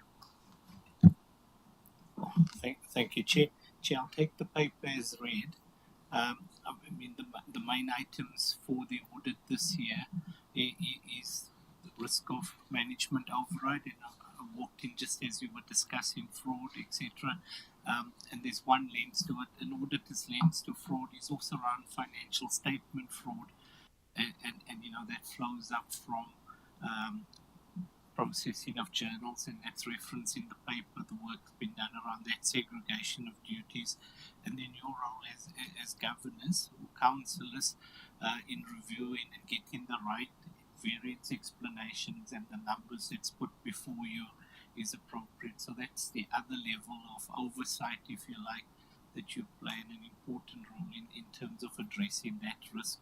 We'll do if you like, the mundane stuff of checking journals, people appropriately signing it, etc. But it's the eyes that you put over that as well is a key consideration. Then there's the revaluations, and this year is a significant year. I mean, for most of the assets, there's a fair value assessment, so it's not a detailed review. But next year is going to be the big year, because that's going to determine to a large extent what gets transferred across to CDW. So we wanting to ensure this year that if there's any movement, it's either captured, it's not material, but we'll bring to you, if we have any concerns that movement is at a level where you should be booking some adjustment as you go into some of those discussions. It's good to have a good indication of what your ultimate value will be that you're transferring. Glenn, can I just actually just move the microphone just slightly bit closer to you? I apologise. Just a little bit quiet. Sorry. Oh, no worries. I think those were the main things for me, Chair. With your permission, I maybe just want to talk about a couple of things going into the LTP. Please do. So I think, it's no surprise to you. You're right in the sector, but this is probably one of the most complex LTP rounds we're going into. There's just so much happening around water, RMA reform, government reform, etc. So it's a lot of uncertainty going into that. And as a committee, I think it's important that you stay on top of that, especially around, the work we do when you have draft documents in front of you around the assumptions that's been used for the LTP. There's, and I've seen a couple of documents already going around setting out some of those assumptions, but you getting your heads around that at the moment is really important, and understanding all these uncertainties that's out there, and I've fortunately had a few meetings with some officers and with Chair and Bernie a couple of weeks ago, and you're over it. You know what's going on in the sector, so there's no surprises to you as a council. But I think the critical thing for us is how well you understand these uncertainties and how well they're reflected in those planning documents. And it's going to be a dynamic process as you go through that. For us going into the LTP, when I say for us, the audit office, the key things that we'll be looking for is financial sustainability. What does the world look like without water? And we've just got a really good presentation now on what the debt and the future might look like around interest rates, etc. What's the affordability is another key thing around the rates that you land on. And that in the context of a rates cap, potential rates cap in the environment. I spoke about the water reforms. What does that mean for your balance sheet, your assets, the revenue streams, etc. And then also around reliance on your credit rating, the cost of debt, the external funding you might receive. How does that all get packaged? So we'd expect, and you should expect from us a closer challenge around some of those assumptions and whether your plan is financially sustainable, because at the end of the day, that's what we give in our audit opinion, that plan is fit for purpose. Good asset information, no surprises there, and as I've been going through some of these transfer processes, the quality and the of asset information around infrastructure assets is really challenging for councils. I think as those assets move out is now how well do you know your other community assets, which is going to be a key asset on your balance sheet. So how good is that information? The other one is point or consideration is around capital delivery program, and we've had many discussions around this. When the program comes up, how realistic is it? Can you deliver on it? Because that's what you ultimately go into your community to ask them, to tell them this is what you can deliver, and do you have the capacity, not just internally but externally in the market, to deliver that. So just turning to this year's audit, so we're pretty interested in the water reforms and the impact it has on that. Are your assets appropriately valued on your balance sheet? So next year we don't have a massive uplift. But it's also quite a challenging environment in terms of valuing these assets. You've got a war that goes on that affects inputs, etc. So how do we capture that? There'll be some disclosures, and Steve and Alison's been in contact with us about how we disclose the potential move of the assets. And you're in the fortunate position that some councils have already been down that road, so it's really just a lift and shift from what other councils have disclosed last year. There might be just a heads up that there will be some modifications to the audit report, where we just draw attention and emphasis of matter, drawing attention to those disclosures, but we'll work that through as we go through the audit. So I think from our perspective, there's going to be a lot more judgment and complexity in this year's financial statements. Complexity in the sense that the disclosures, etc., will be new.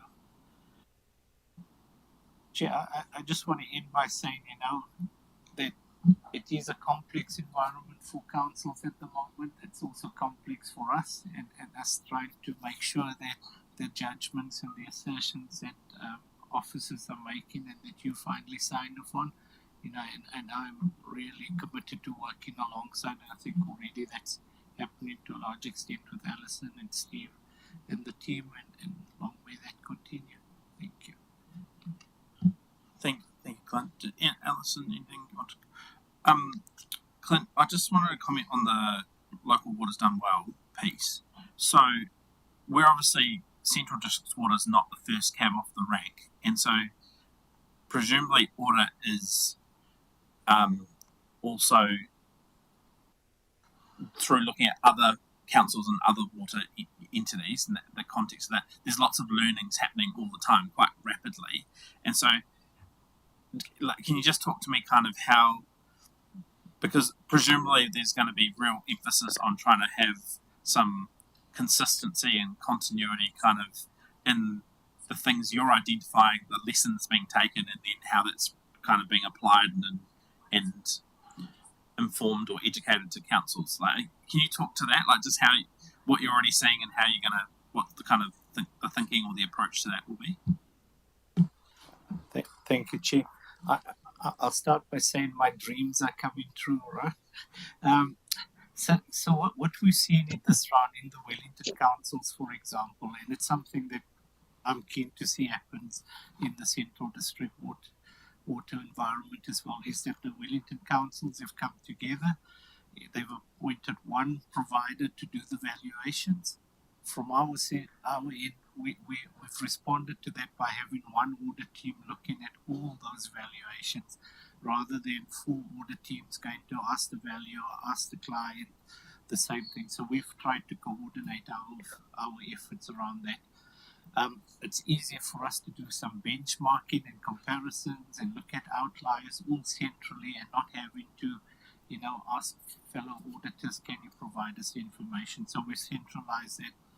The counting advice as well around how you count for these assets, that to a large extent we have been provided with by the Wellington councils, and again we're treating that as just one piece of advice, and whatever we put up one response to it that gets shared around, and the councils themselves are coordinating it. So it's to fulfill my dream is making sure that gets replicated in the CDW environment as well next year. About looking to have one provider doing one piece of advice, and also picking up on the things.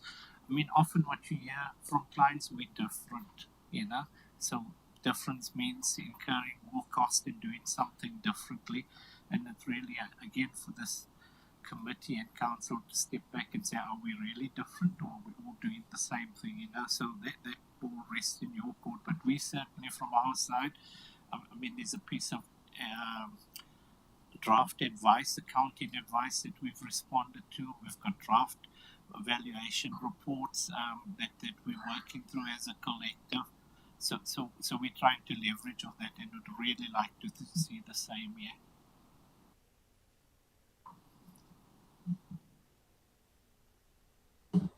So through the chair, I can assure the committee that we've been working closely with Audit New Zealand to make sure we're ahead of the game. So we have already drafted our disclosure for this year's annual report, noting that the valuation work to be done for the 3 councils for CD Waters transfers to occur in the next financial year.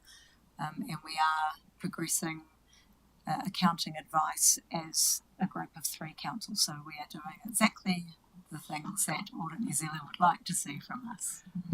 That's great to hear. I've got a question from member Jenny, and then I'll open up to the committee. Thank you, Chair. Thank you, Clint. It's great to see your depth of experience and expertise, bringing that to this meeting and leading on the audit for this year. I've had a look at the audit plan and I'm very comfortable with it. I think it's, feels appropriate. The question for you is around just the Audit New Zealand's resourcing capacity and how you're feeling about your plans leading into the year. There were some challenges last year with a bit of scrambling at the 11th hour, which wasn't enjoyable. And obviously there was a election last year, which made it challenging. So I just want to check in that Audit New Zealand's got your plans organised and your resourcing locked and loaded, and that we won't have a repeat of any of the resourcing constraints we had last year. That's my question. And just briefly, just in terms of what's happening in Wellington and auditors working together, it's I'm heavily involved in that whole transition in Wellington, and I can assure you that it's been really effective seeing the councils working together and also the auditors really changing their practices and much better efficient model. So hopefully it sounds like those learnings are flowing on to other areas, which is great. Thank you. Through you, Chair. Thanks, Member Jenny. Just around our resourcing, I'll probably jinx it now. I'm more confident than ever around our resourcing. It's stabilized a lot over the last few years. We've got some continuity this year on the audit. Yep, we've got a new manager, but she's relatively experienced. I'm hoping to back it up. So I'm feeling a lot more confident in how we've resourced for the audit this year.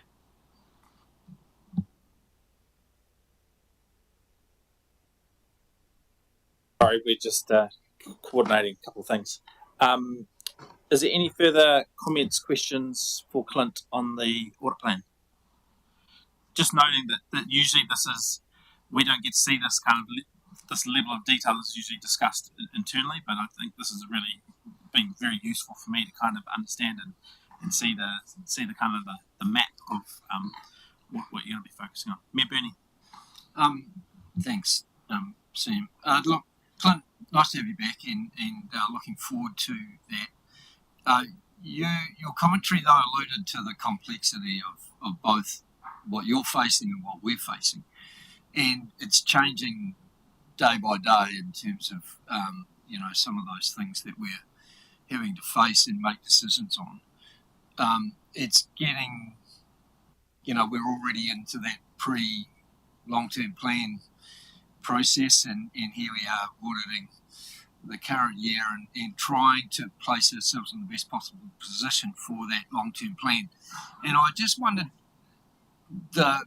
your sense of, you can only do what's in front of you, and you can't make, assumptions or anything like that, and how difficult that is. And I just hope there's some sort of, trade-offs and give and takes a little bit in terms of how that approaches, or are you completely focused on what is the now and not worried too much about the future?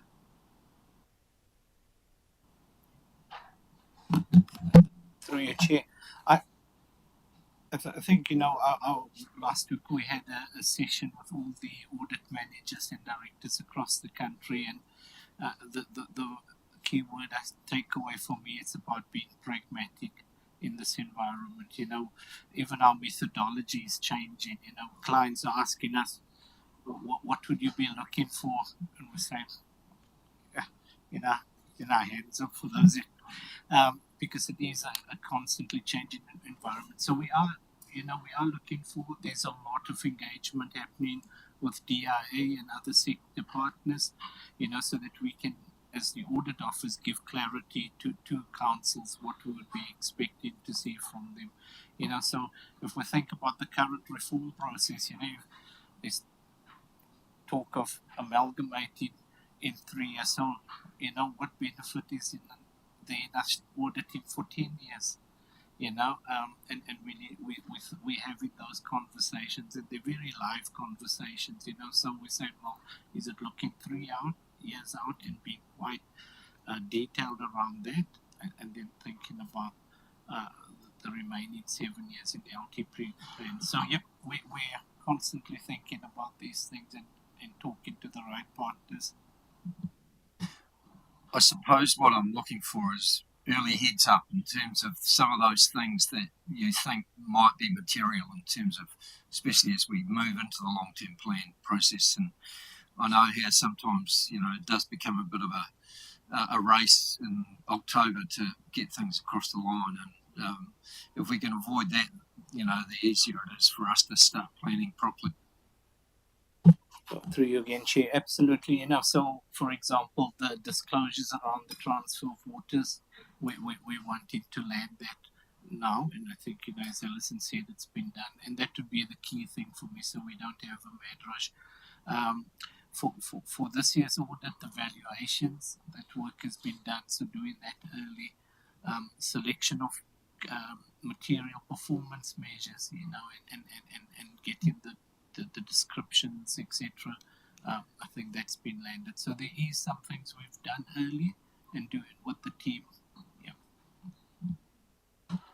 All right, team. We'll wrap it up there unless there's any final questions.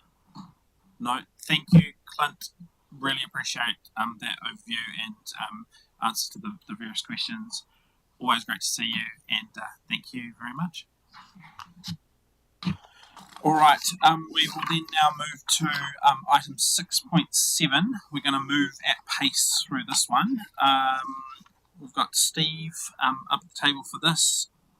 Do you want to speak to this, Steve, or shall we crack right through it? Crack through it Mr. Chair, we can crack through it really fast. I think the one comment I'll make is the struggle I've had is how I reassure the committee of the progress versus what triggers the closure of the item. For instance, some of the items might be triggered by the next audit with Audit New Zealand, or their new name now. But we are, as far as we're concerned, we have finished the work in preparation for that. So there's a difference between work in progress happening and work in progress finished as far as we're concerned, but waiting for the final check to close it out. So I can assure the committee that all items are under action or have been finished to our point of view. Thank you, Steve. I'm going to just hand over to Nikki Brady, who wanted to just talk about a couple of the IT-related recommendations. Thank you, Chair, and through you. I just wanted to loop back because at the prior Risk and Assurance Committee meeting, there was some discussion around the two items that relate to the IT matters, and wanted to let you know and ensure that you had the update that we had pre-submitted and audit have been in receipt of all of the evidence that supports both of those items. We are aware that they have those, but as Steve has just outlined, that will be part of their process for review, so they are not going to provide an update on that as much as we would like that to come through for you to have that reassurance. That will be part of their process and their timeline, and will be confirmed at that point. Thank you for that note, Nikki. Are there any mission critical questions, comments on this item? No? Excellent. We will thank you very much, Steve. Appreciate your time. We will then move on to 6.8, which is the update on Three Waters compliance. Dan, we'll invite you to the table. Look, this is an exceptional piece of work, very, very informative. Sorry that we haven't got much time to set aside now to discuss it, but we'll hand over to you, Dan, to present it. I'll open up for some very brief questions, but then if there's interest in having a broader conversation around this, what we'll do is we can come back and have sort of a part two, but wanted to give you the opportunity to introduce it and take any of those early questions. Over to you, Dan. Brief as in 5 minutes, max? Yeah. Look, this is a really important piece of work. There's a hell of a lot of work that's gone into it, and so I don't want us to just skip over it, but I thought that for today's meeting, let's give you the opportunity to present it, and if there is interest in delving into some of that information, acknowledging that there is maybe some sort of legal constraints around some aspects and some consents, that we can come back and do that. But I'll just hand over to you to speak to it at least initially. So before touching on the 4 specific compliant risks in the report, I would like to briefly talk to some detail around the mitigation, so we'll touch on those shortly. We are also interested in any feedback around reporting moving forward, so whether it's important to see more of that information around the mitigations or the capital investment required, and also want to note that the interpretation and presentation of this report isn't linked to our risk matrix, so we have effectively come up with a assessment tool to highlight what the risk of further compliance risk is. So that's kind of created a little bit more granular visibility and sort of throws these things up as what we call high risk, but that's not necessarily in line with our overarching council risk matrix, which these things would probably slide under the radar somewhat in terms of significance. I do want to address the earlier question around whether the compliance is directly linked to deferral of capital investment in the last 12 months, and the answer is no. However, that is an excellent line of questioning in that the root cause for compliance is generally linked to capacity or renewal upgrades, which would be addressed by capital investment. So getting to the question around the deferral, it's substantially made up of $15 million linked to both the town centre upgrade, which is about a $4.7 million program of work that was pushed out to the next financial year, and a headworks upgrade, which is a $14 million package of work as part of a wider $100 million wastewater upgrade project. So there's been a number of delays in the procurement process, and we're just in the stage of going through assessment of those tenders, and there'll be a paper come through to council for decisions. Key delay there with the wastewater plant is that it's linked to historic decisions around relocation of the treatment plant, but we are at a stage now where we've got a 5-year program of work and a high level of confidence that once that treatment plant is upgraded, that we'll see at least a 3-fold decrease in the nitrogen. So effectively cut it from 50 milligrams a litre down to 15, but there's a whole lot of stages and some complexities that, probably rightfully so would be best left for another day. There is a whole lot more context around some of the other sites as well, but at this stage it's not generally linked to lack of investment. And I'm happy to take any questions or provide more context. Thank you, Dan. And look, sorry to put you under such time pressure today. It's not very fair on me. It's poor chairing. I apologise. Are there any initial questions that anyone wants to ask? Just one, and it's more just for sorry, through the chair. It's more just for, I think, for future reporting. These are some quite high risks. It's non-compliance of regulation, which I think from the appetite statement we said that we didn't have a tolerance for. It would just be around the timing of being able to actually close off some of these issues, and I think just to give the committee a feeling beyond just sort of saying what needs to be done. It's just a timing. Have we got the resources? Are there risks associated with that as well? So but a good report. Thank you. Yeah, understand it, and having read the report, reflected on the fact that we probably haven't provided the balanced picture around mitigations. When we talk about Tokomaru, it's 160 houses. We trialled as a test case in the National Wastewater Standard, saying, what would you do? We've looked at piping to Palmerston, to Shannon, wastewater irrigation, and effectively the solution is put it in the river. It would be compliant, but we know that iwi partners community, it's not really the preferred solution. So the team are busy looking at whether we can effectively create a large soak pit, sort of like a large septic tank on site. All the waste would go into the ground. But the key message across all of these is that we're not at the threshold of environmental harm. It's about not meeting compliance. So when we go and take a sample of a very small amount of wastewater that periodically the groundwater spills over into a drain, at certain times of the year, in that same drain, we're also getting a similar reading upstream, which is linked to the farmers' cows who are grazing heavily in a paddock. So some of that context around it, it's probably important that I, paint a bit more of that picture in the next update to RAC, and we could spend a little bit more time talking on that.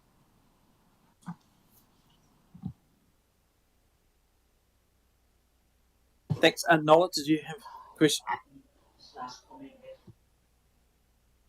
Excellent. So, so committee, are we comfortable that there'll be a further update coming to committee, or would you prefer to kind of do a part 2 of this by a Zoom or some other sort of session that kind of supplements this? Because I've really rushed you today, and I'm conscious that there might be some interest in getting into some more detail. But where's the table sitting?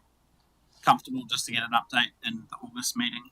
Yeah, I'm comfortable. I'm also aware there's a juggle with all transition planning and everything too, so I think we have to not ask for too much, but so that's why I think it's better to just wait for the next update in August.